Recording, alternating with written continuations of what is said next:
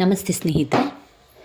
ಇವತ್ತು ನಾವು ತೃತೀಯ BA ರಾಜ್ಯಶಾಸ್ತ್ರ ಸಾರ್ವಜನಿಕ ಆಡಳಿತ ಕೋರ್ಸ್ 4ರಲ್ಲಿ ಈಗಾಗಲೇ ಬ್ಲಾಕ್ 1ರಲ್ಲಿ ಬಂದಿರುವಂತಹ ಮುಖ್ಯವಾದ ಪ್ರಶ್ನೆಗಳನ್ನೆಲ್ಲ ಕೂಡ ಪಾಯಿಂಟ್ಸ್ಗಳನ್ನು ಕೂಡ ತಿಳ್ಕೊಂಡಿದ್ದೇವೆ. ಅದರ ವಿವರಣೆಯನ್ನು ಕೂಡ ತಿಳ್ಕೊಂಡಿದ್ದೇವೆ. ಬ್ಲಾಕ್ 2ರಲ್ಲಿ ಬಂದಿರುವಂತಹ ಮುಖ್ಯವಾದ ಪ್ರಶ್ನೆಗಳ ಪಾಯಿಂಟ್ಸ್ ಹಾಗೆ ವಿವರಣೆಯನ್ನು ತಿಳ್ಕೊಂಡಿದ್ದೇವೆ. ಇವತ್ತು ನಾವು ಬ್ಲಾಕ್ 3ರಲ್ಲಿ ಬರುವಂತಹ ಮುಖ್ಯವಾದ ಪ್ರಶ್ನೆಗಳು ಯಾವುದಿದೆ ಅಂತ ತಿಳಿಸ್ತಾ ಒಂದು ಘಟಕವನ್ನು ಸಂಪೂರ್ಣವಾಗಿ ಪಾಯಿಂಟ್ಸ್ ಜೊತೆಗೆ ಅದರ ವಿವರಣೆಯನ್ನು ಕೂಡ ತಿಳಿತಾ ಹೋಗುವ. ಇದರಲ್ಲಿ ಬ್ಲಾಕ್ 3ರಲ್ಲಿ ನೀವು ಓದ್ಕೊಳ್ಬೇಕಾಗಿರುವಂಥದ್ದನ್ನು ಗುರುತನ್ನು ಹಾಕ್ಕೊಳ್ಳಿ ಅಥವಾ ನಿಮ್ಮ ಪಾಯಿಂಟ್ಸ್ ಬುಕ್ ಅಂತ ನೀವು ಮಾಡಿಕೊಂಡ್ರೆ ಆ ಪಾಯಿಂಟ್ಸ್ ಬುಕ್ಕಲ್ಲಿ ಮುಖ್ಯವಾದ ಪ್ರಶ್ನೆಗಳನ್ನು ನೀವು ಬರ್ಕೊಳ್ಳಿ ಸ್ನೇಹಿತರೆ. ಬ್ಲಾಕ್ 3ರಲ್ಲಿ ಬಂದಿರುವಂತಹ ಪ್ರಶ್ನೆಗಳು: 1. ತರಬೇತಿಯ ಅರ್ಥ, ತರಬೇತಿಯ ಉದ್ದೇಶಗಳು, ತರಬೇತಿಯ ವಿಧಗಳು. ತುಂಬಾ ಮುಖ್ಯವಾಗಿರುವಂತಹ ಪ್ರಶ್ನೆ. ಇನ್ನು ಘಟಕ 14ಕ್ಕೆ ಬಂದಾಗ ಅಲ್ಲಿ ಬಡ್ತಿಯ ಅರ್ಥ, ಬಡ್ತಿಯನ್ನು ನಿರ್ಧರಿಸುವ ತತ್ವಗಳು ಮುಖ್ಯವಾಗಿರುವಂತಹ 5 ಅಂಕದ ಪ್ರಶ್ನೆ. ಇಲ್ಲಿ ಘಟಕ 15ರಲ್ಲಿ ಶಿಸ್ತು ಕ್ರಮದ ವಿಧಗಳನ್ನು ಕೇಳಿದ್ದಾರೆ. ಶಿಸ್ತು ಕ್ರಮದ ವಿಧಗಳು 10 ಅಂಕಕ್ಕೆ ಕೇಳಿರುವಂತಹ ಪ್ರಶ್ನೆ. ಘಟಕ 16ರಲ್ಲಿ ಬಂದಾಗ ಸಾರ್ವಜನಿಕ ನೌಕರರ ಸಂಘದ ಬಗ್ಗೆ 5 ಅಂಕಕ್ಕೆ ಕೇಳಿದ್ದಾರೆ. ಇನ್ನು ಘಟಕ 17ರಲ್ಲಿ ನಿರ್ವಹಣೆಯ ಸ್ವರೂಪವನ್ನು 10 ಅಂಕಕ್ಕೆ ಕೇಳಿದ್ದಾರೆ. ಹಾಗೆ ಬಲಾತ್ಕಾರ ಪೂರ್ಣ ಮತ್ತು ಬಲಾತ್ಕಾರ ರಹಿತ ಅಧಿಕಾರಗಳು 15 ಅಂಕಕ್ಕೆ ಕೇಳಿರುವಂತಹ ಪ್ರಶ್ನೆ.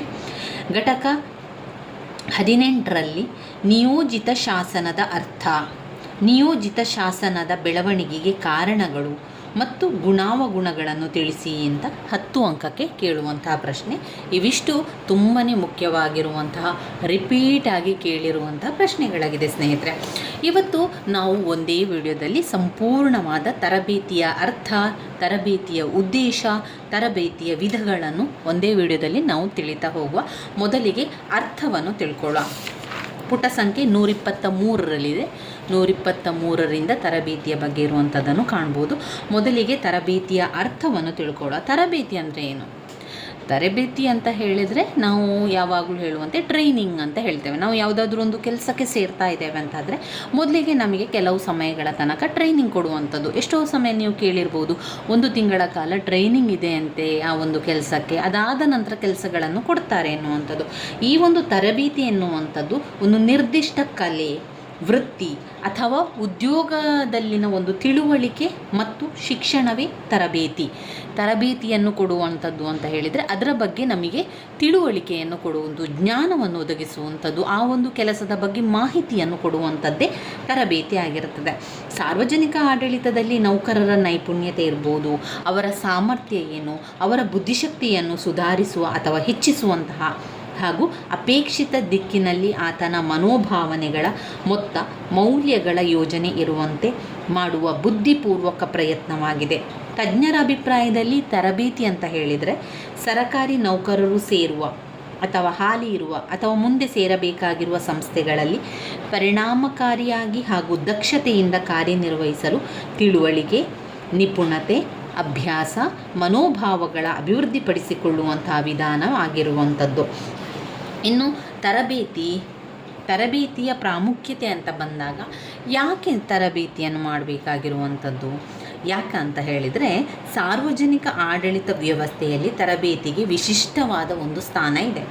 ಸಾರ್ವಜನಿಕ ಸೇವೆಗಳಲ್ಲಿ ಕಾರ್ಯನಿರತರಾಗಿರುವಂತಹ ನೌಕರರು ದಕ್ಷ ರೀತಿಯಲ್ಲಿ ಕಾರ್ಯನಿರ್ವಹಿಸಲು ತರಬೇತಿಯು ತುಂಬಾ ಅತ್ಯವಶ್ಯಕವಾಗಿರುವಂಥದ್ದು. ನಿರಂತರವಾಗಿ ಒಂದು ಹೊಸ ಕ್ಲಿಷ್ಟ ಮತ್ತು ತಾಂತ್ರಿಕ ಕಾರ್ಯಗಳನ್ನು ನಿರ್ವಹಿಸಬೇಕಾಗಿರುವ ಆಧುನಿಕ ಸರಕಾರದಲ್ಲಿ ತರಬೇತಿಯ ಪ್ರಾಮುಖ್ಯತೆಯೊಂದಿಗೆ ಅದರ ಅವಶ್ಯಕತೆಯು ಕೂಡ ಹೆಚ್ಚುತ್ತಿದೆ. ತರಬೇತಿಯ ಮುಖ್ಯ ಅನುಕೂಲವೆಂದರೆ ನೌಕರರು ಅವರ ಕಾರ್ಯಗಳನ್ನು ನಿರ್ವಹಿಸುವ ಮೊದಲೇ ಅವರಿಗೆ ಅವರ ಕಾರ್ಯಗಳ ಬಗ್ಗೆ ಸಾಕಷ್ಟು ತಿಳುವಳಿಕೆ ಮಾಡಿಕೊಟ್ಟು ನಿರ್ವಹಿಸಬೇಕಾದ ಕಾರ್ಯಕ್ಕೆ ಅವರನ್ನು ಸಿದ್ಧಪಡಿಸುವಂಥದ್ದು. ತರಬೇತಿಯು ಆಡಳಿತ ಯಂತ್ರವನ್ನು ದಕ್ಷತೆಯಿಂದ ಕಾರ್ಯನಿರ್ವಹಿಸುವಂತೆ ಮಾಡ್ತದೆ.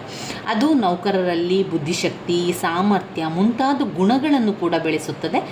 ನೌಕರರಿಗೆ ತಮ್ಮ ತಮ್ಮ ಇಲಾಖೆಗಳಿಗೆ ಸಂಬಂಧಿಸಿದ ಕಾರ್ಯವಿಧಾನದ ಯೋಜನೆ, ಮಿತವ್ಯಯ ಮತ್ತು ಸರಳತೆಯ ಬಗ್ಗೆ ತರಬೇತಿಯನ್ನು ಕೊಟ್ಟು ಸಾರ್ವಜನಿಕ ಆಡಳಿತ ಸುಗಮವಾಗಿ ನಡೆಸಲಿಕ್ಕೆ ತುಂಬಾ ಇದು ಒಳ್ಳೆಯದಾಗಿರುತ್ತದೆ. ನೌಕರ ವರ್ಗದಲ್ಲಿ ತೃಪ್ತಿಕರ ಮನೋಭಾವ ಬೆಳೆಸಲು ಕೂಡ ಉತ್ತಮ ಅವಕಾಶವನ್ನು ಕೂಡ ಕಲ್ಪಿಸಿಕೊಡುತ್ತದೆ. ನಮಗಿಲ್ಲಿ ಬೇಕಾಗಿರುವಂಥದ್ದು ತರಬೇತಿಯ ಉದ್ದೇಶ ಮತ್ತು ಪಾತ್ರಗಳು. ತರಬೇತಿಯ ಉದ್ದೇಶ ಮತ್ತು ಪಾತ್ರಗಳು ಅಂತ ಬಂದಾಗ ಅದರ ಮುಖ್ಯ ಉದ್ದೇಶಗಳೇನು ಅಥವಾ ಪಾತ್ರಗಳೇನು ಅಂತ ಬಂದಾಗ ಅದರಲ್ಲಿ ಅವರು ಈ ರೀತಿಯ ಪಾಯಿಂಟ್ಸ್ಗಳನ್ನು ಕೊಟ್ಟಿದ್ದಾರೆ. ನಾವು ಅದರಲ್ಲಿ ಮುಖ್ಯವಾದದನ್ನು ಅಂಡರ್ಲೈನನ್ನು ಮಾಡಿ ಈ ರೀತಿಯಾಗಿ ಓದ್ಕೊಳ್ಬೋದು. ತರಬೇತಿಯ ಉದ್ದೇಶದಲ್ಲಿ ಇದು ತರಬೇತಿ ಎನ್ನುವಂಥದ್ದು ತೃಪ್ತಿಕರವಾಗಿಯೂ ದಕ್ಷತೆಯಿಂದಲೂ ಕೂಡ ನಿರ್ವಹಿಸಲು, ಕರ್ತವ್ಯವನ್ನು ತೃಪ್ತಿಕರವಾಗಿಯೂ ಹಾಗೂ ದಕ್ಷತೆಯಿಂದ ನಿರ್ವಹಿಸಲು ಒಳ್ಳೆಯದು. ಪಾಯಿಂಟ್ಸ್ ರೀತಿಯಲ್ಲಿ ನಾವು ನೋಡ್ತಾ ಹೋಗುವ, ಉದ್ಯೋಗಿಗಳು ತಮ್ಮ ಕರ್ತವ್ಯಗಳನ್ನು ತೃಪ್ತಿಕರವಾಗಿ ಹಾಗೂ ದಕ್ಷತೆಯಿಂದಲೂ ನಿರ್ವಹಿಸಲು ಅದರಲ್ಲಿ ಕಾರ್ಯಕುಶಲತೆಯನ್ನು ಬೆಳೆಸುವಂಥದ್ದು. 2, ಸಾರ್ವಜನಿಕ ಉದ್ಯೋಗಿಗಳು ಬದಲಾದ ಕಾರ್ಯವಿಧಾನಗಳಿಗೆ ಮತ್ತು ಪರಿಸ್ಥಿತಿಗಳಿಗೆ ಹೊಂದಿಕೊಳ್ಳುವಂತೆ ಮಾಡುವುದು. ಇನ್ನು ಉದ್ಯೋಗಿಯು ಯಾಂತ್ರಿಕವಾಗಿ ಕಾರ್ಯನಿರ್ವಹಿಸುವುದನ್ನು ತಪ್ಪಿಸಿ ಅವನ ದೃಷ್ಟಿಕೋನವನ್ನು ವಿಶಾಲಗೊಳಿಸುವುದು ಹಾಗೂ ಜವಾಬ್ದಾರಿಯನ್ನು ಹೊರಲು ತಯಾರನ್ನು ಮಾಡುವಂಥದ್ದು. ನೌಕರನನ್ನು ಪುಸ್ತಕ ಕಾರ್ಯನಿರ್ವಹಣೆಗೆ ಮಾತ್ರ ಹೊಂದಿಕೊಳ್ಳುವಂತೆ ಮಾಡದೆ ಆತನು ಇನ್ನೂ ಹೆಚ್ಚಿನ ಕರ್ತವ್ಯ ಹಾಗೂ ಜವಾಬ್ದಾರಿಯನ್ನು ಹೊರಲು ತಯಾರು ಮಾಡುವಂಥದ್ದು. ನೌಕರನಲ್ಲಿ ತಾನು ಸಾರ್ವಜನಿಕ ಸೇವಕನೇ ಹೊರತು ಯಜಮಾನನಲ್ಲ ಎಂಬ ಭಾವನೆ ಮೂಡುವಂತೆ ಮಾಡುವುದು ಅಲ್ಲದೆ ನೌಕರ ಕಾರ್ಯಚೈತನ್ಯವನ್ನು ಹೆಚ್ಚಿಸುವಂಥದ್ದು ತರಬೇತಿಯ ಮುಖ್ಯ ಉದ್ದೇಶಗಳಲ್ಲೊಂದಾಗಿದೆ. ಇನ್ನು ಆಡಳಿತ ವ್ಯವಸ್ಥೆಯಲ್ಲಿ ಹೊಸ ಉದ್ಯೋಗಿಗಳನ್ನು ನೆಲೆಸಿ ಅವರಿಗೆ ಒಳ್ಳೆಯ ಗುರಿ ಉದ್ದೇಶಗಳ ಬಗ್ಗೆ ಅಗತ್ಯವಾದ ಜ್ಞಾನವನ್ನು ನೀಡುವುದು. ಆಯಾ ಕ್ಷೇತ್ರದಲ್ಲಿನ ಅಭಿವೃದ್ಧಿಯ ಬಗ್ಗೆ ಉದ್ಯೋಗಿಗಳಿಗೆ ತಿಳುವಳಿಕೆಯನ್ನು ನೀಡುವುದು ಅಲ್ಲದೆ ಉದ್ಯೋಗದ ಸಮುದಾಯ ಸೇವಾ ಮನೋಭಾವನೆಯನ್ನುಂಟು ಮಾಡುವಂಥದ್ದು. ಉದ್ಯೋಗಿಗಳಲ್ಲಿ ಏಕರೂಪತೆಯ ಮನೋಭಾವನೆಯನ್ನು ಮತ್ತು ಸ್ವಂತ ಬುದ್ಧಿಯನ್ನು ಬೆಳೆಸುವಂಥದ್ದು, ಸಂಸ್ಥೆಯ ಬುದ್ಧಿಯನ್ನು ಬೆಳೆಸುವುದು. ಇವೆಲ್ಲ ಕೂಡ ಮುಖ್ಯ ಉದ್ದೇಶವಾಗಿರುವಂಥದ್ದನ್ನು ಕಾಣ್ಬೋದು. ಇದು ತರಬೇತಿಯ ಉದ್ದೇಶ. ತರಬೇತಿಯ ಉದ್ದೇಶಗಳು ಒಂದು ಸಣ್ಣದಾಗಿ ಅದರ ಅಂಡರ್ಲೈನನ್ನು ಮಾಡಿಕೊಂಡು ನಾವು ಓದ್ತಾ ಹೋದರೆ, ತರಬೇತಿಯಿಂದಾಗಿ ನಮ್ಮ ಕರ್ತವ್ಯಗಳನ್ನು ತೃಪ್ತಿಕರವಾಗಿಯೂ ದಕ್ಷತೆಯಿಂದಲೂ ಮಾಡಲು ಸಹಕಾರಿಯಾಗ್ತದೆ. ಕಾರ್ಯವಿಧಾನಗಳಿಗೆ ಪರಿಸ್ಥಿತಿಗಳಿಗೆ ಹೊಂದಿಕೊಳ್ಳುವಂತೆ ಮಾಡ್ತದೆ. 3, ಅವರ ಒಂದು ದೃಷ್ಟಿಕೋನ ವಿಶಾಲಗೊಳಿಸುವಂಥದ್ದು ಮತ್ತು ಜವಾಬ್ದಾರಿಯನ್ನು ಹೊರಲು ತಯಾರಿ ಮಾಡುವಂಥದ್ದು. 4, ಕರ್ತವ್ಯ ಮತ್ತು ಜವಾಬ್ದಾರಿಯನ್ನು ಹೊರಲು ತಯಾರಿ ಮಾಡುವಂಥದ್ದು. 5, ಸೇವಕನೇ ಹೊರತು, ಇಲ್ಲಿ ನೌಕರನು ಸೇವಕನೇ ಹೊರತು ಯಜಮಾನನಲ್ಲ ಎನ್ನುವಂಥ ಭಾವನೆಯವರಲ್ಲಿ ಬೆಳೆಸುವಂಥದ್ದು. 6, ಕಾರ್ಯಚೈತನ್ಯವನ್ನು ಹೆಚ್ಚಿಸುವುದು, ನೌಕರರಲ್ಲಿ ಕಾರ್ಯಚೈತನ್ಯವನ್ನು ಹೆಚ್ಚಿಸುವುದು. 7, ಗುರಿ ಧ್ಯೇಯಗಳ ಬಗ್ಗೆ ಅಗತ್ಯವಾದ ಜ್ಞಾನವನ್ನು ನೀಡುವುದು. 8, ಆಯಾ ಕ್ಷೇತ್ರದಲ್ಲಿನ ಅಭಿವೃದ್ಧಿಯ ಬಗ್ಗೆ ಉದ್ಯೋಗಿಗಳಿಗೆ ತಿಳುವಳಿಕೆಯನ್ನು ನೀಡುವುದು. 9, ಉದ್ಯೋಗಿಗಳಿಗೆ ಸಮುದಾಯಗಳಲ್ಲಿನ ಸೇವಾ ಮನೋಭಾವನೆಯನ್ನುಂಟು ಮಾಡುವಂಥದ್ದು. ಆಮೇಲೆ ಏಕರೂಪತೆಯ ಮನೋಭಾವನೆಯನ್ನು ಬೆಳೆಸುವುದು, ಹಾಗೆಯೇ ಸಂಸ್ಥಾ ಬುದ್ಧಿಯನ್ನು ಬೆಳೆಸುವಂಥದ್ದು. ಇವಿಷ್ಟು ನಾವು ತರಬೇತಿಯ ಉದ್ದೇಶಗಳಲ್ಲಿ ಬರಿತಾ ಹೋಗಬೇಕು. ಒಂದು 10-11 ಪಾಯಿಂಟ್ಸ್ ರೀತಿಯಲ್ಲಿ. ಇನ್ನೂ ಚಿಕ್ಕದಾಗಿ ನೀವು ಮಾಡ್ಕೊಳ್ತಾ ಹೋದರೆ ಇನ್ನಷ್ಟು ಪಾಯಿಂಟ್ಸ್ಗಳು ನಿಮಗೆ ಸಿಗ್ತದೆ. ಇನ್ನಷ್ಟು ಪಾಯಿಂಟ್ಸ್ಗಳನ್ನು ಬರಿತಾ ಹೋಗ್ಬೋದು. ಸರಿಯಾಗಿ ನೀವು ಗಮನದಲ್ಲಿಟ್ಕೊಳ್ಬೇಕಾಗಿರುವಂಥದ್ದು, ಪ್ರತಿಯೊಂದು ಪ್ರಶ್ನೆಗೂ ನಿಮ್ಮಲ್ಲಿ ಹೆಚ್ಚು ಪಾಯಿಂಟ್ಸ್ಗಳನ್ನು ಮಾಡಿದರೆ ತುಂಬಾ ಒಳ್ಳೆಯದು ಸ್ನೇಹಿತರೆ. ಪಾಯಿಂಟ್ಸ್ ತುಂಬಾ ಮುಖ್ಯವಾಗಿರ್ತದೆ. ಇನ್ನು ವಿವರಣೆ ಅಂತ ಬಂದಾಗ ನಿಮಗೆ ಯಾವ ರೀತಿ ವಿವರಿಸಲಿಕ್ಕೆ ಸಾಧ್ಯವೋ ಅಥವಾ ಆ ಪಾಯಿಂಟ್ಸಿಗೆ ಸಂಬಂಧಪಟ್ಟಂತೆ ನಿಮಗೇನು ಗೊತ್ತಿದೆಯೋ ಅದನ್ನು ಬರಿತಾ ಹೋಗುವಂಥದ್ದು. ಆ ವಿವರಣೆಯ ಬಗ್ಗೆ ಹೆಚ್ಚು ತಲೆ ಕೆಡಿಸಿಕೊಳ್ಬೇಡಿ. ಹೆಚ್ಚು ಆ ವಿವರಣೆಯ ಬಗ್ಗೆ ನೀವು ಚಿಂತೆಯನ್ನು ಮಾಡಬೇಡಿ. ಮೊದಲಿಗೆ ನೀವು ಕಲಿಬೇಕಾಗಿರುವಂಥದ್ದು ಪಾಯಿಂಟ್ಸ್ಗಳು ಸರಿಯಾಗಿ ಬಂತು ಅಂತಾದರೆ ನಿಮಗೆ ಆ ಪಾಯಿಂಟ್ಸ್ಗಳನ್ನೇ ಬರಿತಾ ವಿವರಣೆಯನ್ನು ಕೊಡ್ತಾ ಹೋಗಲಿಕ್ಕೆ ಏನೂ ಕಷ್ಟ ಆಗೋದಿಲ್ಲ. ಇನ್ನು ಬರುವಂತಹ 15 ಅಂಕದ ಪ್ರಶ್ನೆ, ತರಬೇತಿಯ ವಿಧಗಳು. ಏನೆಲ್ಲ ತರಬೇತಿ ಇದೆ? ಬೇರೆ ಬೇರೆ ರೀತಿಯ ತರಬೇತಿ ಇದೆಯಲ್ಲ, ಅದರಲ್ಲಿ 5 ತರಬೇತಿಯನ್ನು ಕೊಟ್ಟಿದ್ದಾರೆ. 1, ಔಪಚಾರಿಕ ಮತ್ತು ಅನೌಪಚಾರಿಕ ತರಬೇತಿ. ಇದನ್ನು ನೀವು ಪ್ರತ್ಯೇಕವಾಗಿ ಕೂಡ ಮಾಡ್ಬೋದು. ಔಪಚಾರಿಕ ತರಬೇತಿ, ಅನೌಪಚಾರಿಕ ತರಬೇತಿ, ನೌಕರಿ ಪೂರ್ವ ತರಬೇತಿ, ನೌಕರಿ ಆರಂಭದ ತರಬೇತಿ, ಅಲ್ಪಾವಧಿಯ ತರಬೇತಿ, ದೀರ್ಘಾವಧಿಯ ತರಬೇತಿ, ಇಲಾಖಾ ತರಬೇತಿ, ಕೇಂದ್ರೀಯ ತರಬೇತಿ, ಪರಿಣಿತ ತರಬೇತಿ, ಹಿನ್ನೆಲೆ ತರಬೇತಿ. ಇದನ್ನು ಪ್ರತ್ಯೇಕವಾಗಿ ಮಾಡೋದ್ರಿಂದ ನಿಮಗೆ 10 ಪಾಯಿಂಟ್ಸ್ಗಳು, ಇನ್ನಷ್ಟು 5 ಪಾಯಿಂಟ್ಸ್ಗಳು ಸಿಕ್ಕಿ ನಿಮಗೆ ಒಂದು 10 ಪಾಯಿಂಟ್ಸ್ನಷ್ಟು ಬರೀಲಿಕ್ಕೆ ಸಾಧ್ಯ ಆಗ್ತದೆ ಸ್ನೇಹಿತರೆ. ಆದಷ್ಟು ಪಾಯಿಂಟ್ಸ್ಗಳನ್ನು ಹೆಚ್ಚು ಮಾಡ್ತಾ ಬರಿತಾ ಹೋಗಬೇಕು. ಈಗ ತರಬೇತಿಯ ವಿಧಗಳ ವಿವರಣೆಯನ್ನು ತಿಳ್ಕೊಳ್ಳುವ. ತರಬೇತಿಯ ವಿಧಗಳು: ಒಂದನೆಯದು ಔಪಚಾರಿಕ ತರಬೇತಿ ಮತ್ತು ಅನೌಪಚಾರಿಕ ತರಬೇತಿ. ಔಪಚಾರಿಕ ಮತ್ತು ಅನೌಪಚಾರಿಕ: ನೌಕರಿ ಪೂರ್ವ, ನಂತರ ನೌಕರಿಯ ಆರಂಭದ, ಅಲ್ಪಾವಧಿಯ, ದೀರ್ಘಾವಧಿಯ, ಇಲಾಖೆ, ಕೇಂದ್ರೀಯ. ಆಮೇಲೆ ಪರಿಣಿತ ತರಬೇತಿ, ಹಿನ್ನೆಲೆ ತರಬೇತಿ. ಪರಿಣತ ತರಬೇತಿ, ಹಿನ್ನೆಲೆ ತರಬೇತಿ. ಇಲ್ಲಿ ಮೊದಲಿಗೆ ಅವರು ಕೊಟ್ಟಿದ್ದಾರೆ ಅನೌಪಚಾರಿಕ ತರಬೇತಿ ಅಂತ ಕೊಟ್ಟಿದ್ದಾರೆ. ಏನು ಅನೌಪಚಾರಿಕ ತರಬೇತಿ ಅಂತ ಹೇಳಿದರೆ, ತರಬೇತಿಯನ್ನು ಅನೌಪಚಾರಿಕವಾಗಿ ಕೊಡುವಂಥದ್ದು.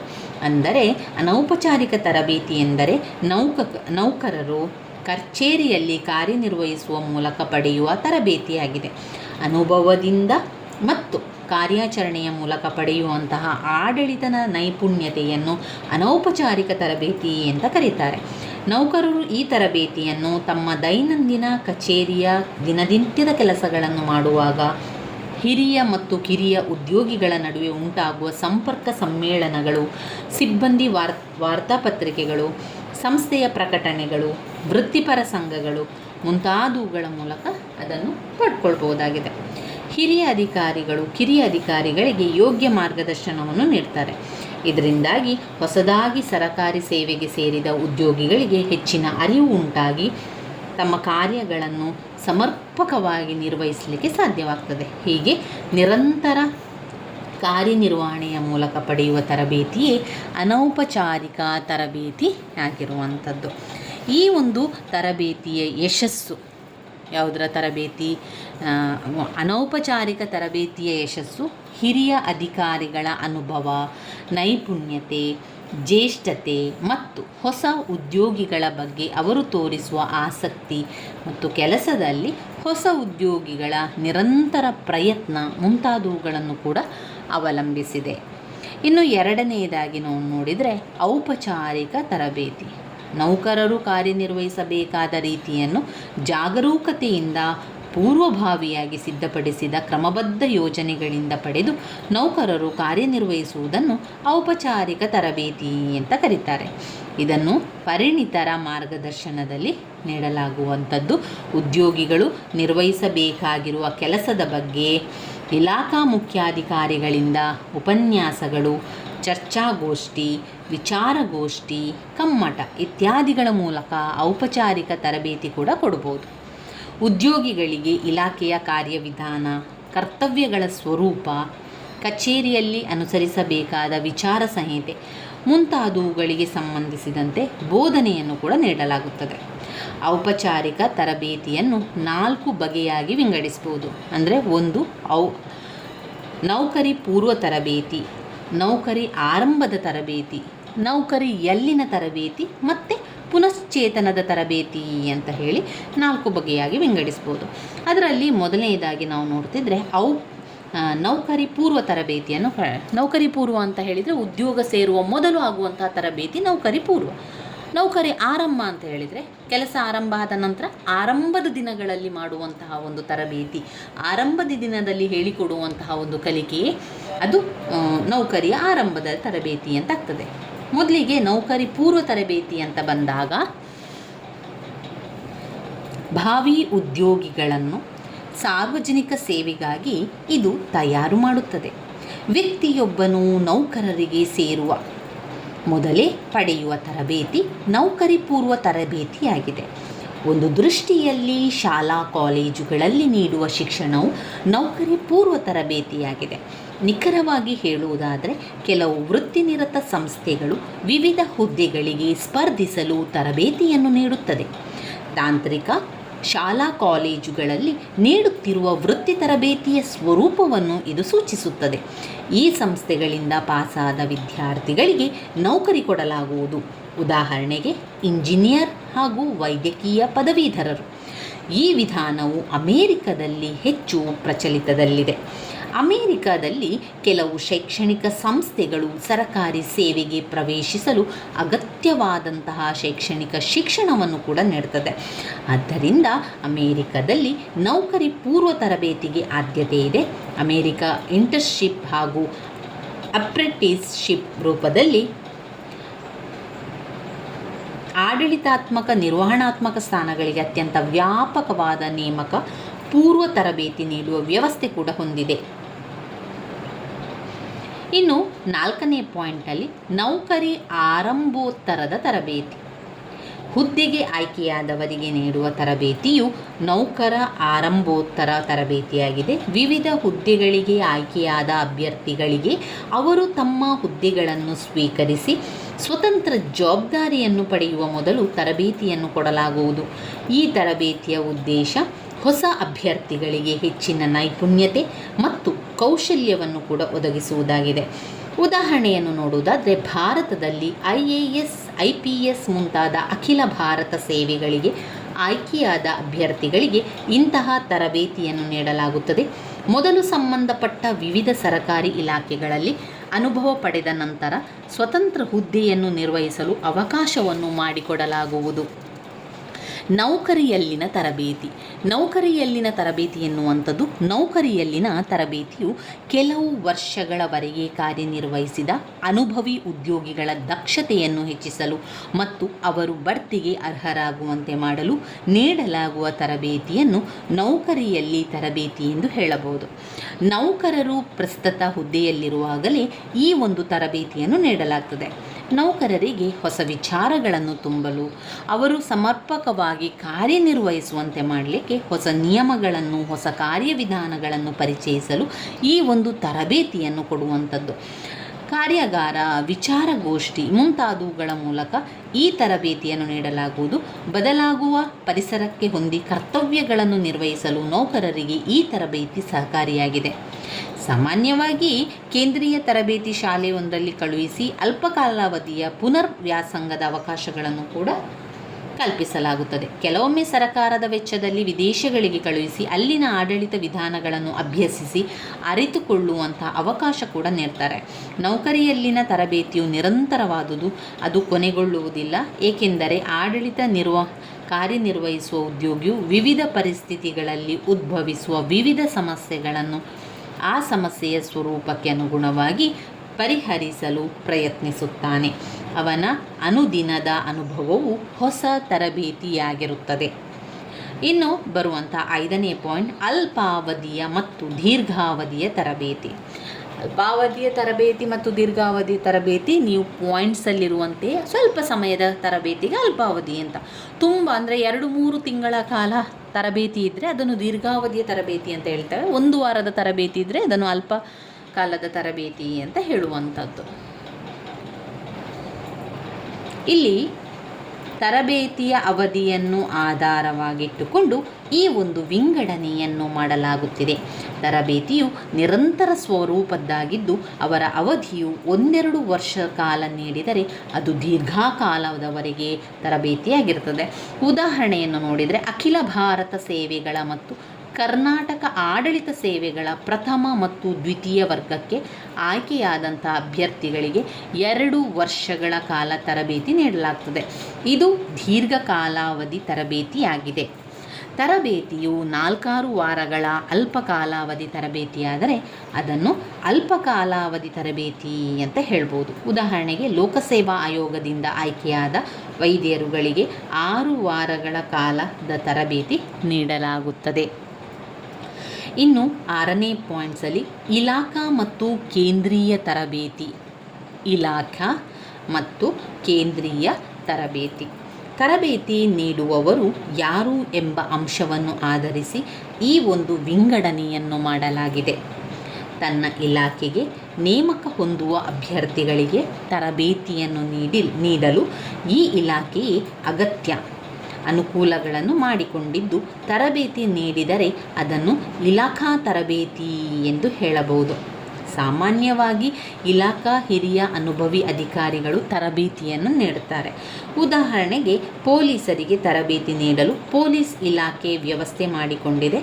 ಚನ್ನಪಟ್ಟಣದಲ್ಲಿರುವ ಕರ್ನಾಟಕ ರಾಜ್ಯದ ಪೊಲೀಸ್ ತರಬೇತಿ ಶಾಲೆಯ ಅಧ್ಯಾಪಕ ವರ್ಗವು ಪೊಲೀಸ್ ಇಲಾಖೆಯ ವಿವಿಧ ಅಧಿಕಾರಗಳನ್ನು ಕೂಡ ಒಳಗೊಂಡಿದೆ. ಕೇಂದ್ರೀಯ ಸಂಸ್ಥೆಯೊಂದು ತರಬೇತಿ ನೀಡಿದರೆ ಅದನ್ನು ಕೇಂದ್ರೀಯ ತರಬೇತಿ ಅಂತ ಕರೆಯಲಾಗುವಂಥದ್ದು. ಅಂದರೆ ಇಲ್ಲಿ ಕೇಂದ್ರೀಯ ಸಂಸ್ಥೆಯ ಜವಾಬ್ದಾರಿಯು ಕೇವಲ ತರಬೇತಿ ನೀಡುವುದು ಆಗಿದ್ದಾಗ ಅದನ್ನು ಕೇಂದ್ರೀಯ ಅಂತ ಕರೆಯೋದು. ಕೇಂದ್ರೀಯದಲ್ಲಿ ಮಾತ್ರ ಅದು ತರಬೇತಿಗೆ ಅಂತ ಇದ್ದಾಗ ಅದನ್ನು ನಾವೇನು ಹೇಳ್ತೇವೆ, ಕೇಂದ್ರೀಯ ತರಬೇತಿ ಅಂತ ಹೇಳುವಂಥದ್ದು. ಇಲ್ಲಿ ಉದಾಹರಣೆಯನ್ನು ನೋಡಿದರೆ, ಮುಸ್ಸೋರಿಯಾದಲ್ಲಿರುವ ಲಾಲ್ ಬಹದ್ದೂರ್ ಶಾಸ್ತ್ರಿ ರಾಷ್ಟ್ರೀಯ ಆಡಳಿತ ಶಾಲೆಯು ನೀಡುವ ತರಬೇತಿ ಮತ್ತು ಮೈಸೂರಿನಲ್ಲಿರುವ ಆಡಳಿತ ಶಾಲೆಯಲ್ಲಿ ನೀಡಲಾಗುವ ತರಬೇತಿ ಕೇಂದ್ರೀಯ ತರಬೇತಿಯಾಗಿದೆ. ಅದರಲ್ಲಿ ಕೆಲವೊಂದು ಜಾಗದಲ್ಲಿ ಕೇಂದ್ರೀಯ ತರಬೇತಿ ತರಗತಿಗಳು ಅಂತಲೇ ಇರ್ತದೆ. ಆ ಒಂದು ಜಾಗದಲ್ಲಿ ಅದು ಸಂಪೂರ್ಣವಾಗಿ ತರಬೇತಿಗೆ ಅಂತಲೇ ಇರುವಂತಹ ಒಂದು ತರಗತಿಗಳು. ಐದನೆಯದು ಹಾಗೆ ಕೊನೆಯ ಪಾಯಿಂಟ್ಸನ್ನು ನೋಡಿದರೆ ಅದರಲ್ಲಿ ನಾವು ಬೇರೆ ಬೇರೆ ಪಾಯಿಂಟ್ಸ್ಗಳನ್ನು ನೀವೇ ಮಾಡ್ಕೊಳ್ಬೋದು. ಇಲ್ಲಿ ಅವರು ಜೊತೆಯಾಗಿ ಕೊಟ್ಟಿದ್ದಾರೆ, ನೀವು ಪ್ರತ್ಯೇಕವಾಗಿ ಮಾಡಿಕೊಂಡು ಕೂಡ ಪಾಯಿಂಟ್ಸ್ಗಳನ್ನು ಮಾಡ್ತಾ ಹೋಗ್ಬೋದು ಸ್ನೇಹಿತರೆ. ಪರಿಣಿತ ತರಬೇತಿ ಮತ್ತು ಹಿನ್ನೆಲೆ ತರಬೇತಿ. ತರಬೇತಿಯ ಉದ್ದೇಶವನ್ನು ಆಧರಿಸಿ ಪರಿಣತ ಮತ್ತು ಹಿನ್ನೆಲೆ ತರಬೇತಿ ಎಂದು ವಿಂಗಡಿಸಲಾಗಿದೆ. ತರಬೇತಿಯ ಉದ್ದೇಶವು ಅಭ್ಯರ್ಥಿಯ ತಜ್ಞತೆಯನ್ನು ಕಾರ್ಯಕೌಶಲ್ಯವನ್ನು ಹೆಚ್ಚಿಸುವುದಾಗಿದ್ದರೆ ಅದನ್ನು ಪರಿಣಿತ ತರಬೇತಿ ಎಂದು ಕರೆಯಲಾಗುತ್ತದೆ. ಇಲ್ಲಿ ಉದಾಹರಣೆಯನ್ನು ನೋಡುವುದಾದರೆ, ಪ್ರೌಢಶಾಲೆಯ ಅಧ್ಯಾಪಕರಿಗೆ BEd ಶಿಕ್ಷಣ ತರಬೇತಿ ಕಡ್ಡಾಯ ಮಾಡಲಾಗಿದೆ. ಇದರ ಉದ್ದೇಶವು ಅಧ್ಯಾಪಕರು ತಮ್ಮ ಕ್ಷೇತ್ರದಲ್ಲಿ ಹೆಚ್ಚಿನ ಪರಿಣಿತ ಪಡೆದು ಪಾಠ ಪ್ರವಚನದ ಕೌಶಲವನ್ನು ಬೆಳೆಸುವುದೇ ಆಗಿದೆ. ಹಾಗೆಯೇ ಪೊಲೀಸ್ ಅಧಿಕಾರಿಗಳಿಗೆ ಅಪರಾಧಗಳ ತಡೆ ಹಾಗೂ ಅವುಗಳ ಪತ್ತೆ ಹಚ್ಚುವಿಕೆಯಲ್ಲಿ ವಿಶೇಷ ತರಬೇತಿಯನ್ನು ನೀಡಲಾಗುವಂಥದ್ದು.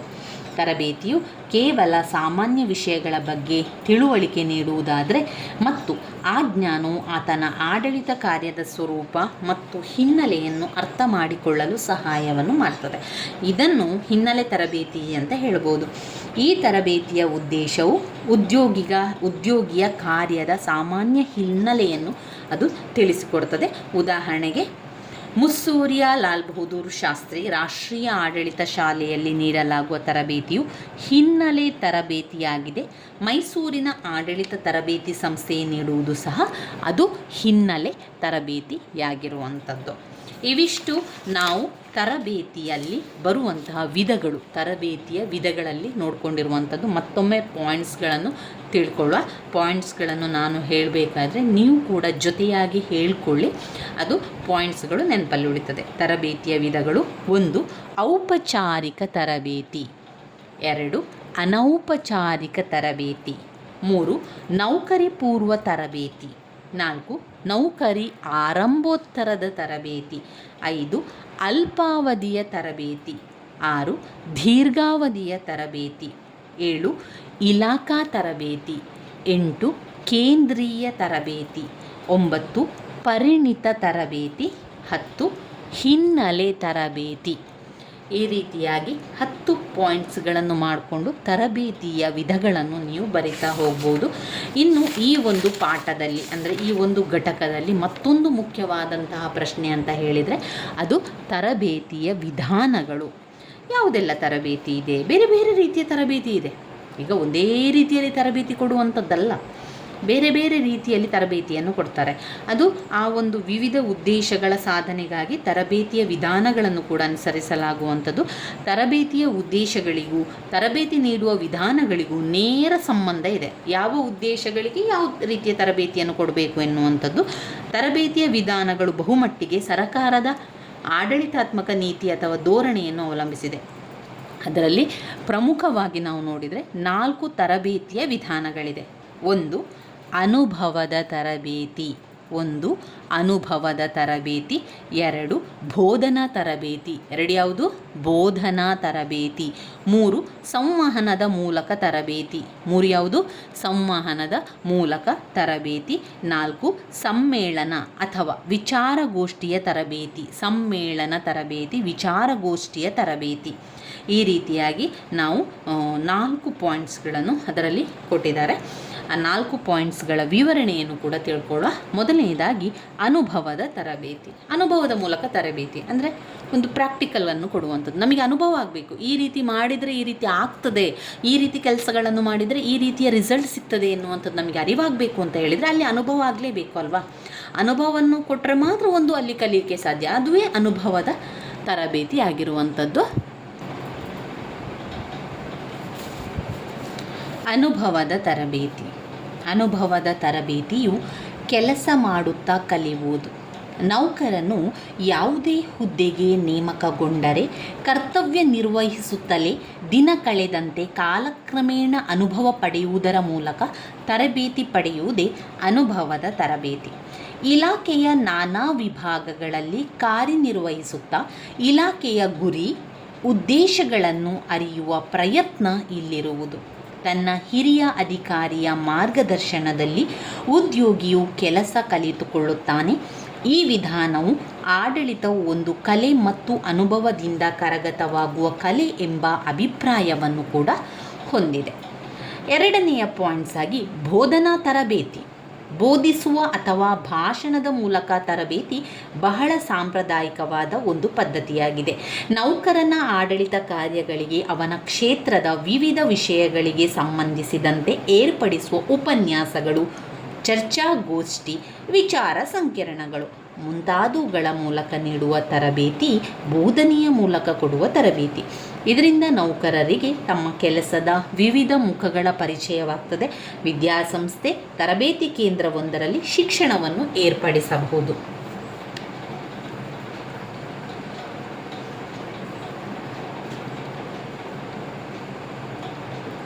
ಮೂರನೇ ಪಾಯಿಂಟ್, ಸಂವಹನದ ಮೂಲಕ ತರಬೇತಿ.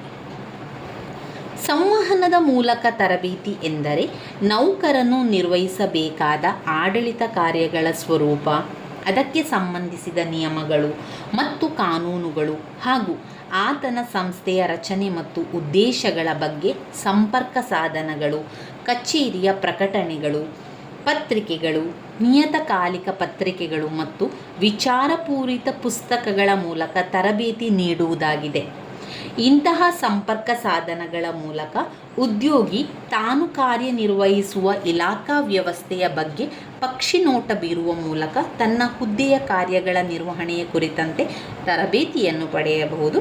ಕಚೇರಿ ಪ್ರಕಟಣೆಗಳಲ್ಲಿ, ಪತ್ರಿಕೆಗಳಲ್ಲಿ ಅಥವಾ ಕೈಪಿಡಿಯಲ್ಲಿ ನೌಕರನ ಹುದ್ದೆಗೆ ಸಂಬಂಧಪಟ್ಟ ನಿಯಮಗಳು, ಸೇವಾ ನಿಯಮಗಳು, ವೇತನ, ಬಡ್ತಿ, ನಿವೃತ್ತಿ ಮುಂತಾದವುಗಳಿಗೆ ಸಂಬಂಧಿಸಿದಂತೆ ನಿಯಮಗಳನ್ನು ಮುದ್ರಿಸಲಾಗಿರುತ್ತದೆ.